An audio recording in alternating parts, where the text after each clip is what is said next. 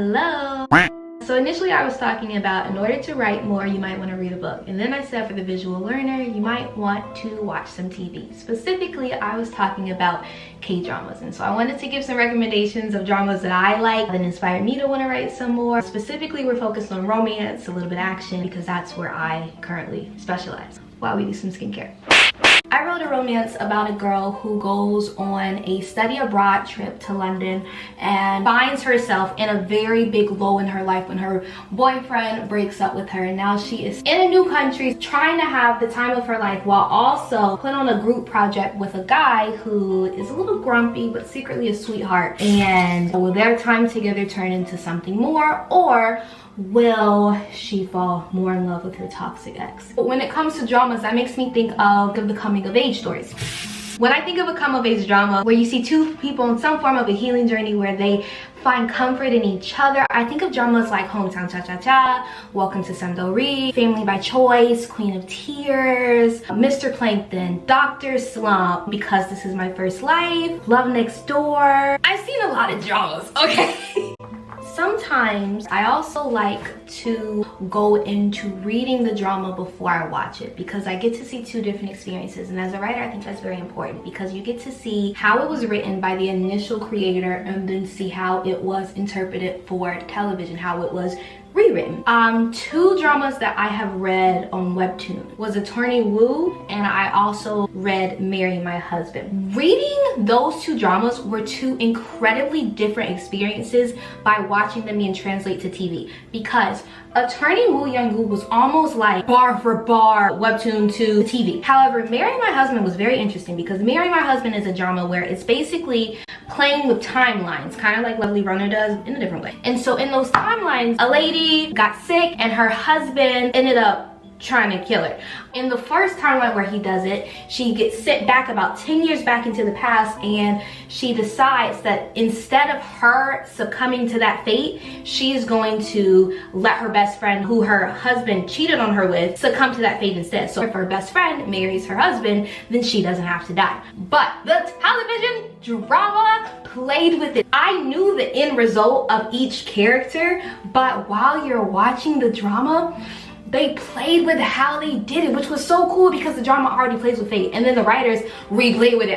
How dramas are so, my gosh, they're so dramatic. You cannot tell me that is not incredible material for a writer. I like to think about the book that I am currently querying to agents. Synonymous books that, like, even when I was done writing, I still enjoyed them more because how similar they were, and how I could kind of see how my own tactics were reflected in the dramas. Welcome to Sandori.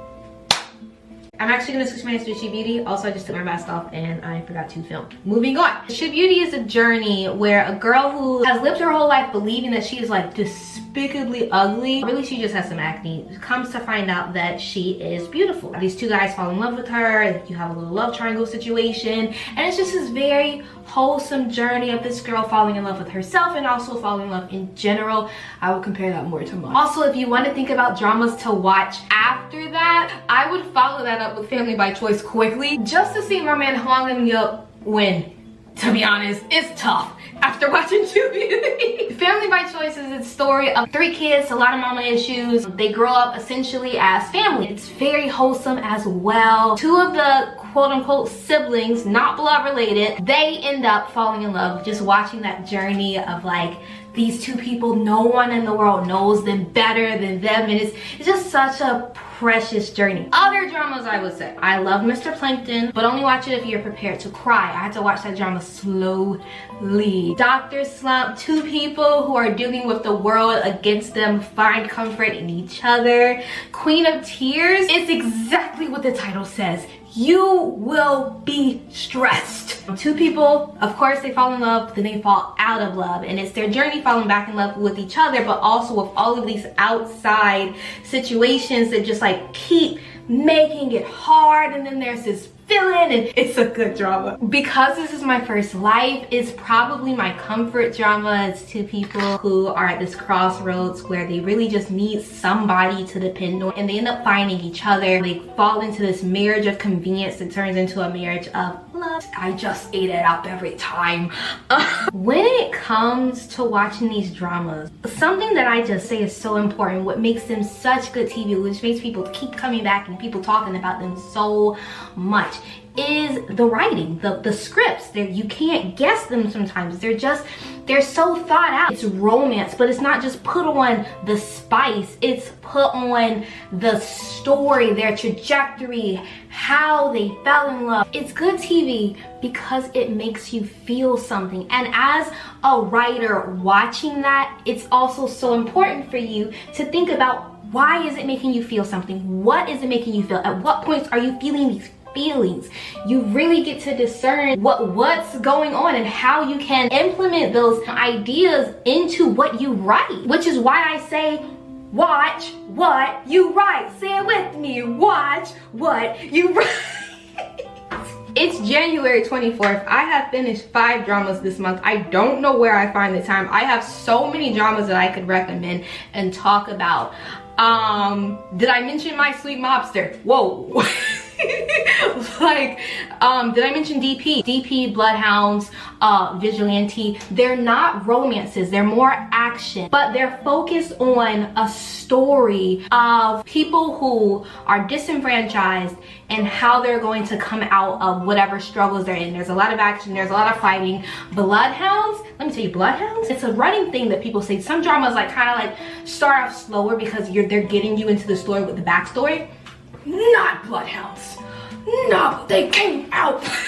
They came out scrapping. I love this so much. People also just love to see Woo Duhan, Mr. Plankton, the mullet. I get it. It's just such a fun time. Writing does not have to be this linear. You have to read a book by some author from like 400 years ago. You don't have to do that. Just find what you enjoy. Also, the songs are good. The songs are good. Also, Jung Soo-min doesn't miss. You gonna feel every tear that girl cries. And she was with Jung Hae-in, who was in DP. Ji Chang-wook. That is like when you see the videos of like the yearning videos and like the crying videos and like the dramas. Love Struck in the City, episode 8. Watch that. Hey. Listen, lock in. When it comes to you watching whatever you write, lock in. Sorry, I got hot. I hope you find what you love. I hope you find what you enjoy, and I hope it really works out for you. Just be inspired. Writing just doesn't have to be boring. People make it seem to be such like a stiff situation, and it's not. Writing is what happens. You get to retell what happens. You get to create these worlds. It's